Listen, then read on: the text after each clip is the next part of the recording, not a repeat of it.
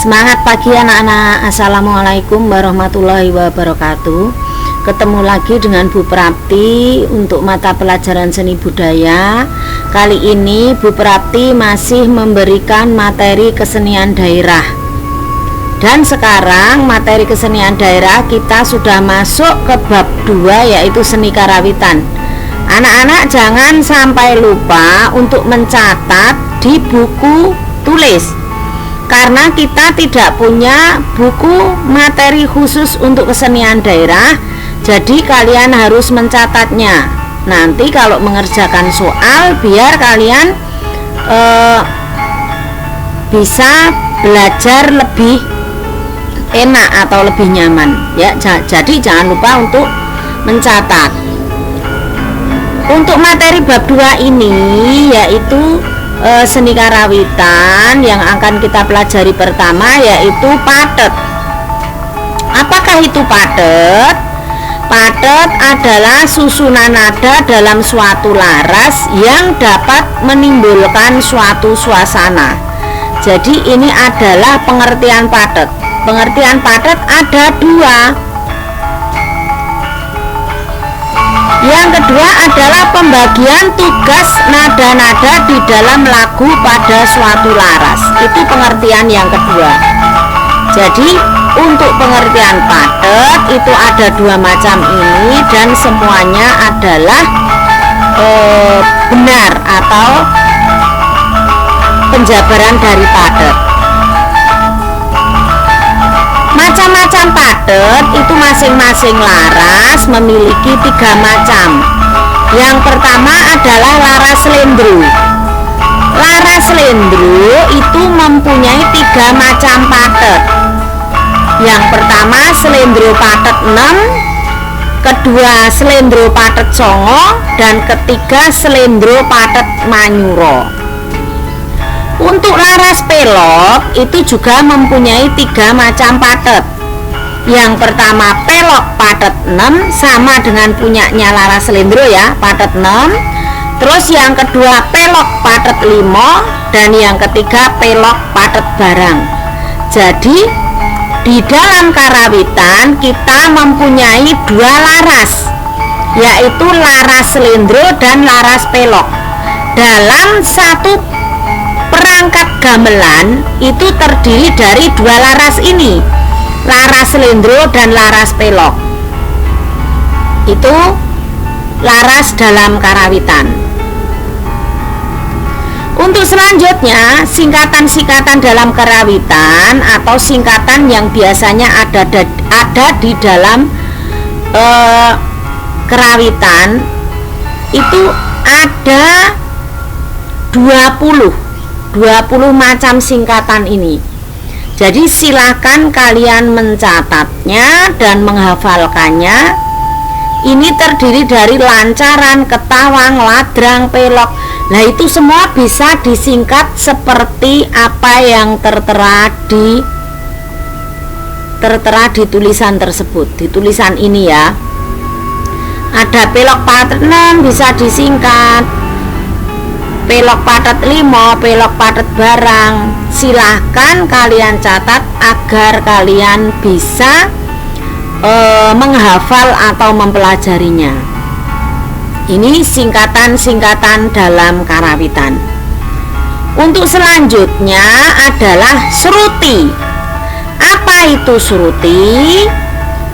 Nama lain dari sruti adalah swarantara, yang mempunyai arti jarak nada atau interval. Jadi antara nada satu dengan nada yang lain itu memiliki jarak, itu namanya sruti. Nah untuk titi laras atau nama-nama nada dalam laras slendro dan laras pelok itu ini ya.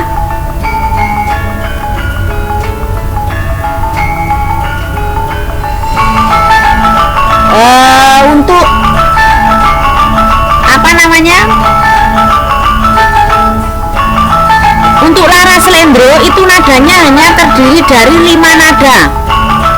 Ji, ro, lu, mo, nem. Sedangkan untuk laras pelok itu ada angka 4 dan 7-nya. Biasanya laras selendro juga ada G paling atas atau G tinggi itu ada.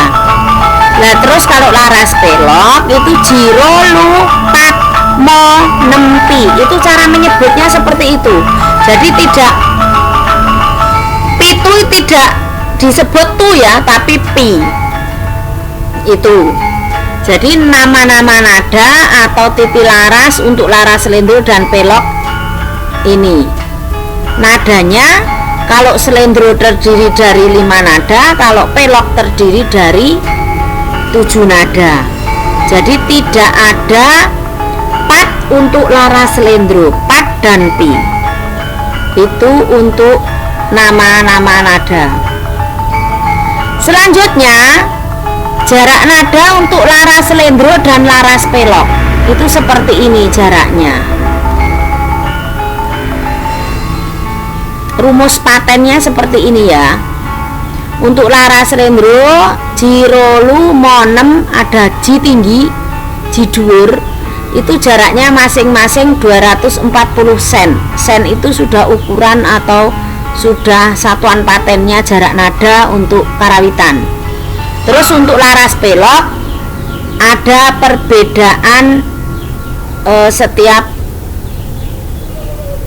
jarak nada itu mempunyai perbedaan. Jiro ada 156, rolu 156, lupat 210 dan seterusnya. Tapi untuk jumlah semuanya sama 1200 sen. Itu jarak nada untuk laras selendro dan laras pelok. Silahkan ditulis, dicatat ya. Nanti kalau ada soal kalian menjawab, ya paling enggak kalian bisa melihat catatan. Selanjutnya yang D ada embat. Apakah itu embat? Embat adalah perbedaan tinggi rendah nada antara seperangkat gamelan yang satu dengan seperangkat gamelan yang lain dalam laras yang sama. Maksudnya itu perbedaan tinggi rendah nada itu antara gamelan yang satu dengan gamelan yang lain, tapi larasnya sama. Larasnya sama itu yang dimaksud yen selendro semua, yen pelok semua. Karena kalau antara selendro dan pelok itu jelas berbeda tinggi rendah nadanya. Tetapi kalau dalam laras yang sama antara seperangkat gamelan yang satu, antara perangkat gamelan yang satu dengan gamelan yang lain itu berbeda, itu namanya embat. Misalkan laras selendro, gamelan laras selendro punyanya SMP 20 sama gamelan laras selendro punyanya SMP Negeri 8. Itu nanti kalau dipukul atau dibunyikan secara bersama mempunyai perbedaan tinggi rendah. Lah itu yang dimaksud dengan embat. Embat ini dipengaruhi oleh yang pertama, pembuatan gamelan yang masih tradisional. Jadi mereka membuat gamelan itu masih tradisional, tidak dengan alat atau mesin modern. Itu sangat mempengaruhi perbedaan tinggi rendah atau sangat mempengaruhi embat. Terus yang kedua, penentuan nada yang berbeda. Penentuan nada yang berbeda ini antara pembuat gamelan yang satu dengan pembuat gamelan yang lain mempunyai rasa yang berbeda. Jadi ini untuk penentuan nada ini tergantung yang membuat gamelan itu. Misalkan Pak Karto dan Pak Marmo itu sama-sama membuat gamelan. Lah, perasaannya Pak Karto itu berbeda dengan perasaannya Pak Marmo. Rasa dalam menentukan nada waktu membuat gamelan tersebut. Itu yang dimaksud penentuan nada yang berbeda-beda. Terus yang ketiga ada bahan untuk membuat gamelan yang berbeda-beda. Karena gamelan itu bahan buat gamelan itu macam-macam. ada yang hanya dari besi, ada yang perunggu, ada yang tembaga. Nah, itu sangat menentukan perbedaan embat tersebut.